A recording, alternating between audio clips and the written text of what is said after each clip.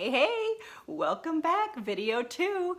So today I'm here to talk to you about stress indicators. What are the things that are happening for you that are huge indicators that you are under a great deal of stress?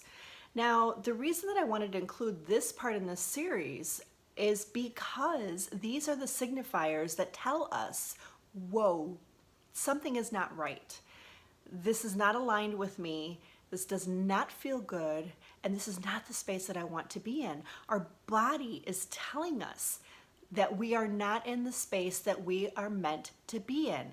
A physical, I don't want to get all foo-foo on you, but the physical manifestation of what is not working is showing up in your body.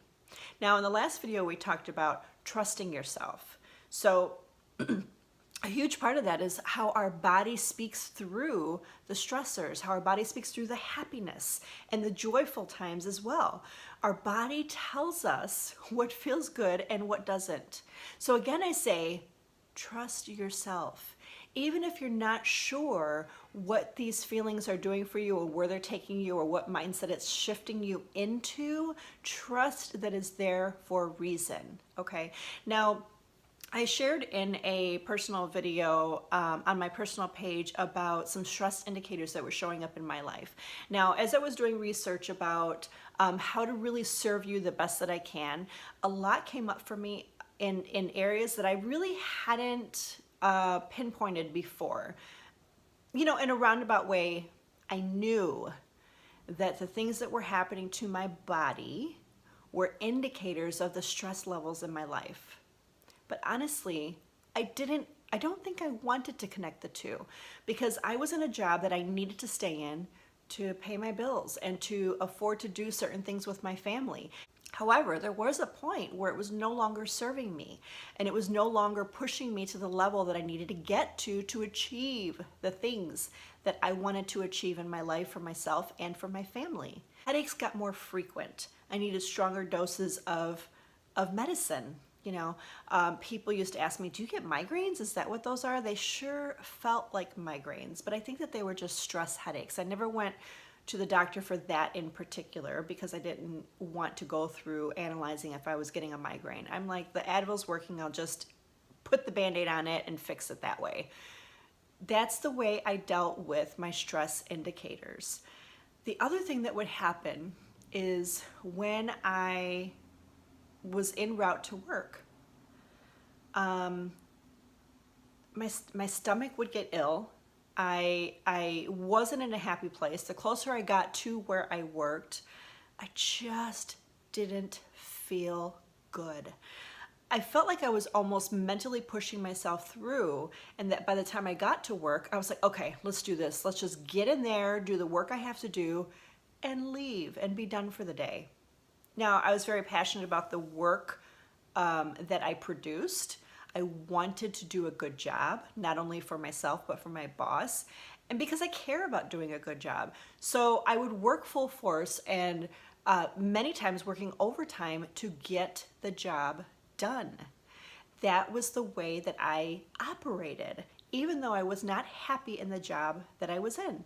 As time went on, I started to get other manifestations of stress through my body that I, again, want to say that I was not directly pinpointing to my reality of where I was working and how much it was impacting me physically. So looking back today, now that I'm in a happier state, in a happier place, a place of gratitude and appreciation, I can look back and say, man, I was a crabby lady. I was pretty crabby because I wasn't happy with where I was in my life. I wasn't happy with the progression and the goals that I had set for myself. So another thing that would happen is that I would literally, like my face would literally break out. My chest and my neck would get really red. And then I also started to notice that my skin, I would get this scaly scabs on my skin.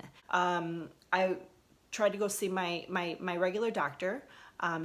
She sent me to an allergy specialist. The allergy specialist sent me to a skin doctor in Chicago. The skin doctor was like the top notch in Chicago that specialized in skin. And they could not figure out what it was that was causing this on my skin. Nothing would relieve this irritation. I put lotion on it and it burned massively. I put oil on it to try and soothe the pain, and it just got oily. My skin wasn't absorbing it to heal. I took allergy medicines off the shelf so that I can, find some kind of relief. So as time went on, eventually I found the job that I loved and that I loved going to every single day. And all of a sudden, those stress indicators through my body just halted. They just stopped.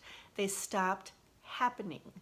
Much later in my new job, I realized it's not happening anymore. That pain is not coming up on my skin anymore. I'm not getting headaches as often as I was. It blew my mind. I had no idea how related and how connected that was. It no longer exists. I do not have those ailments anymore. So what are the stress indicators that are coming through for you that you hadn't always had? You attribute it to age, you attribute it to getting older, and this is just what happens as you get older. You also start believing that this is just what happens when you have these massive responsibilities. You take the good with the bad. And this is some of the bad, some of the stress that I'm going through right now. But I'm here to tell you that life does not have to be that stressful. You can find work you love, tap into your passions, and not deal with that type of stress. We all know there's good and bad stress, right? You do not have to live a life dealing with bad stress for the rest of your life. And if you're a parent, this is something you want to infuse in your children at a young age. If you're an influencer, this is something you want to impose in someone else's thinking so that you can contribute to them in a positive way. You nor anybody else in your life has to live with the negative stresses that you're going through right now. You can make different decisions to pull yourself out of that stress level. You can make different decisions to pull yourself out of that stress level. Believe me, because not only am I proof of that, but my clients are proof of that, and many people that I know that I've shared this with are proof of that. So in the last video, I had you write down what you do know about your situation. And now I want you to take a look at that list and think about some of the stress indicators that are happening in your life right now. Are any of those connected? Did any of those kind of pop up during this certain time frame? Now, if you're anything like me, it's kind of tough to look back and think about that. But if we just take a moment to think about that right now, what are the stress indicators that are happening right now as we speak? Guaranteed you will find a connection there. All right, so finally, I just want to share with you that tomorrow's video will be all about how you can train your brain to think about these things differently, to have a different approach in the situation that you're in right now. I promise you that if you follow the steps that I share with you, make some new awarenesses, and recognize what is happening in your life right now, what you do know, what is positive and good and working, and what is not positive and working. What are the stress indicators that are linked to that? The next step is tackling the mindset and how you feel about all of these things that are occurring in your life right now. I promise you that following this path will lead you to happiness at work, and it will lead you to making more money at work. So hang tight for the next video.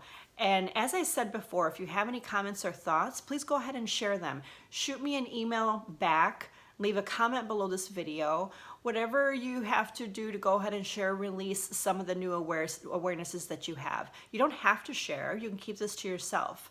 All right, so can't wait to connect, and looking forward to seeing how this helps and kind of supports you in a different path. So have a great day, and I look forward to chatting in the future. Bye.